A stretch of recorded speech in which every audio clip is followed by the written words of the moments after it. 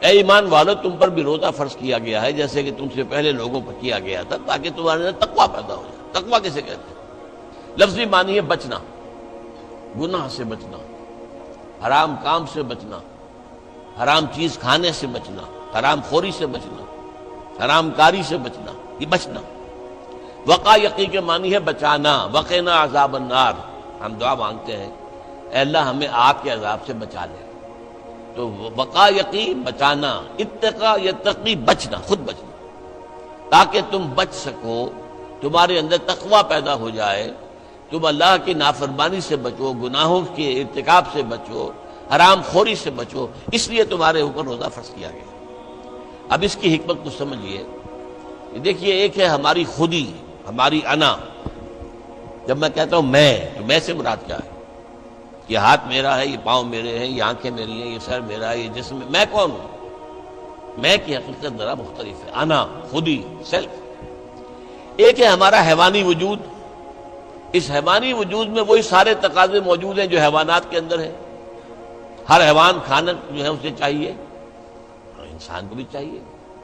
ہر حیوان میں نسل کشی کے لیے شہوت کا مادہ ہے، ہمارے اندر بھی ہے۔ ہر حیوان کو کوئی نہ کوئی گھونسلہ ہو، کوئی بھٹ ہو، کوئی جگہ چاہیے رہنے کے لیے، آرام کرنے کے لیے، ہمیں بھی چاہیے۔ تو حیوانی تقاضے ہمارے جو ہمارے وجود کے اندر موجود ہیں، ان کے لیے کہا ہے، فرائیڈ نے لفظ استعمال کیا ایڈیا لبیڈو۔ یہ ایڈیا لبیڈو بہت منہ زور ہے۔ بھوک لگتی ہے تو انسان کہتا ہے کچھ بھی ملے کھانے کو، حلال ملے حرام ملے کھاؤ۔ شہوت کا جذبہ جب جاگ اٹھتا ہے، برانگیختہ ہو جاتا ہے، تو پھر وہ تو چاہتا ہے تسکین ہونی چاہیے میری شہوت کی، جائز ناجائز، حلال حرام، صحیح غلط، سب چھوڑو اس کو۔ اس کے لیے کنٹرول پیدا کرنا، ضبط نفس، کہ آپ اپنے نفس پر کنٹرول کر سکیں، نفس آپ پر حاوی نہ ہو جائے، جو اس کا حکم دے، جو بھی وہ حکم دے آپ اس کی پیروی کریں، نہیں، نفس کو اپنے قابو میں رکھیں، اپنی مرضی کے مطابق اسے چلائیں۔ اس کی مثال ایسے ہی ہے کہ جیسے ایک گھوڑا ہے اور ایک سوار ہے اس پر۔ اب اگر گھوڑا منہ زور ہے، طاقتور ہے، اور سوار بیچارہ کمزور ہے، تو کیا ہوگا؟ گھوڑا کہیں پٹک دے گا اس کو، کہیں کسی کھائی میں پھینکے گا یا کچھ اور کرے گا۔ لیکن اگر سوار بھی طاقتور ہے اور اس نے گھوڑے کو دبایا ہوا اپنے دونوں رانوں کے درمیان، گھوڑا محسوس کر رہا ہے کہ میرے اوپر جو بیٹھا ہے وہ جاندار ہے، تو پھر ظاہر بات ہے کہ اب یہ گھوڑا سوار کی مرضی کے مطابق چلے گا، ذرا سا اشارہ ہوگا ادھر مڑ جائے گا۔ اسی طرح ہمارا یہ نفس ہے، یہ حیوانی وجود جو ہے، یہ گھوڑے کے مانند ہے، اور ہماری انا یا ہماری خودی یا ہماری سیلف یہ اس پر سوار ہے۔ اگر سیلف کمزور ہے، گھوڑا طاقتور ہے، تو انسان کی ہلاکت، بربادی ہے، تباہی ہے۔ نفس حاکم ہو گیا، نفس سے ہمارا کہ ہم غلام بن گئے، تباہی اور بربادی ہوگی۔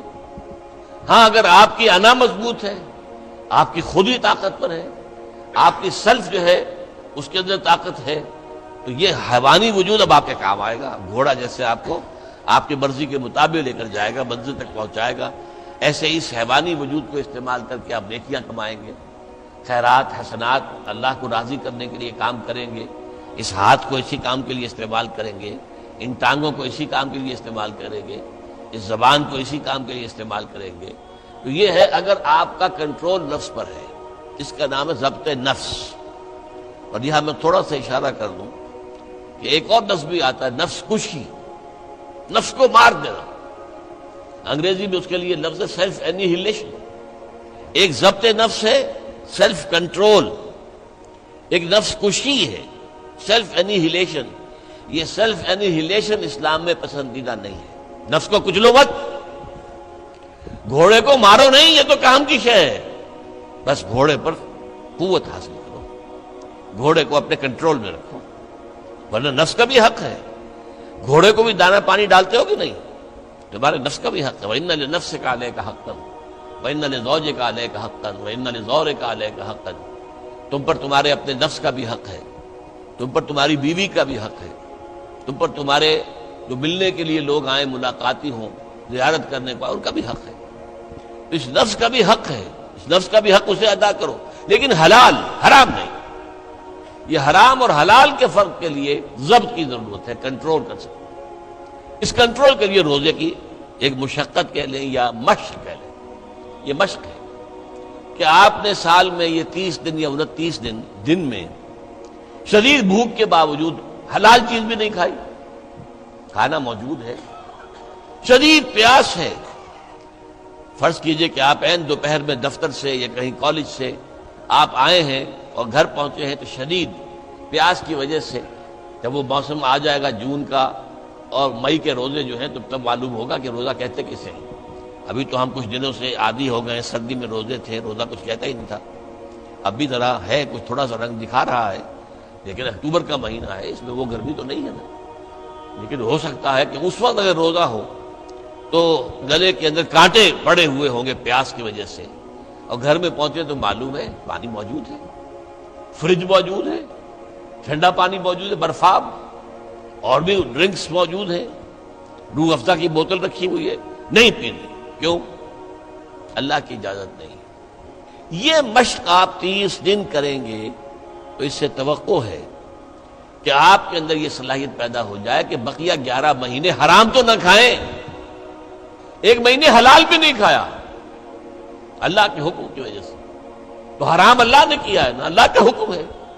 11 مہینے یہ تقویٰ پیدا ہو جانا چاہیے، یہ طاقت تمہارے اندر پیدا ہونی چاہیے، یہ صلاحیت پیدا ہونی چاہیے کہ حرام میں منہ مت مارو، حرام سے اجتناب کرو۔ یہی وجہ ہے، دیکھیے ذرا کڑوی بات آپ کو سنا رہا ہوں۔ فرض کیجئے عین روزے کی حالت میں آپ حرام کام کر رہے ہیں، کھانا تو نہیں کھا رہے، جھوٹ بول رہے ہیں تو حرام کام ہے، سودی کاروبار کر رہے ہیں حرام کام ہے، رشوت لے رہے ہیں یا دے رہے ہیں حرام کام ہے۔ عین روزے میں اگر یہ کام ہو رہا ہے تو پھر یہ روزہ بے معنی ہے، صرف کھانا پینا چھوڑ دیا تم نے، روزہ تو نہیں رکھا، یہ روزہ تو نہیں۔ حضور کی 2 حدیثیں آپ کو سنا رہا ہوں۔ من لم یدع قول الزور والعمل به، جس شخص نے جھوٹ بولنا اور جھوٹ پر عمل کرنا نہیں چھوڑا، فلیس للہ حاجۃ ان یدع طعامہ وشرابہ، تو اللہ کو کوئی ضرورت نہیں ہے کہ وہ کھانا پینا چھوڑ دے۔ جھوٹ بولنا نہیں چھوڑا عین حالت صوم میں، تو یہ صوم نہیں ہے، فاقہ ہے۔ تم نے کھانا پینا چھوڑ دیا، بس روزہ نہیں۔ نہ اس میں روزے کی حکمت پوری ہوگی، نہ روزے کی غرض و غایت پوری ہوگی، نہ روزے کی برکات، روزے کے انوار اس سے پیدا ہوں گے، بلکہ بس یہ ہے کہ آپ نے دن بھر میں فاقہ رکھا ہے، اللہ اللہ خیر صلی اللہ۔ اس طرح ایک اور حدیث میں آتا ہے، کم من صائم لیس من صیامہ الا الجوع، کتنے ہی روزہ رکھنے والے ایسے ہیں جنہیں اپنے روزے سے سوائے بھوک کے اور کچھ حاصل نہیں، بھوکا رہا، بس منہ بند کیے رکھا، باقی روزہ نہیں تھا وہ۔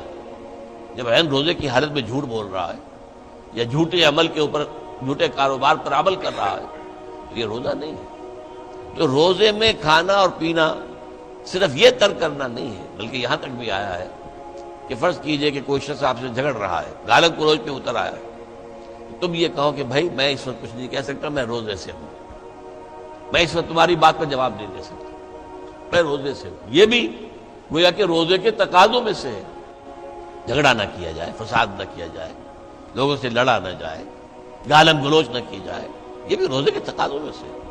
تو روزہ رکھا جائے پورے آداب کے ساتھ تو اس سے تقویٰ پیدا ہوتا ہے، اس میں کوئی شک نہیں۔ تو یہ ہے گویا کہ اولین سطح پر روزے کی حکمت، یا ایھا الذین آمنوا کتب علیکم الصیام کما کتب علی الذین من قبلکم لعلکم تتقون۔ اب آئیے اگلی منزل، کچھ عرصے کے بعد پھر رمضان کے روزے فرض کر دیے گئے۔ شہر رمضان الذی انزل فیہ القرآن ھدی للناس وبینات من الھدی والفرقان فمن شہد منکم الشہر فلیصم۔ رمضان کا مبارک مہینہ وہ ہے جس میں قرآن نازل ہوا، اور قرآن کیا ہے؟ لوگوں کے لیے ہدایت اور حق و باطل میں امتیاز کی بینات، روشن چیزیں، واضح چیزیں، کھلی چیزیں، بین چیزیں۔ تو جو کوئی بھی تم میں سے پائے اس مہینے کو، نہ مریض ہو نہ بیمار ہو،